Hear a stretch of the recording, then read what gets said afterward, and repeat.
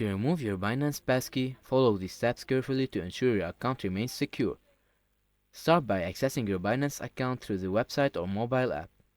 Once logged in, go to your account settings on the desktop version and click on your profile icon on the top right corner, then select Security from the drop-down menu. On the mobile app, tap on Account and then Security.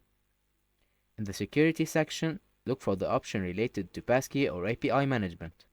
Find the specific passkey you wish to remove. There should be an option to manage or delete the passkey. Click on the Delete or Remove option. You may be prompted to confirm your action, so make sure you read any warnings carefully. Confirm the removal. Binance may require you to verify your identity through two-factor authentication or email verification to complete the process. After successfully removing the passkey, double-check your API settings to ensure it has been removed. Always keep your account secure by using strong passwords and enabling two-factor authentication.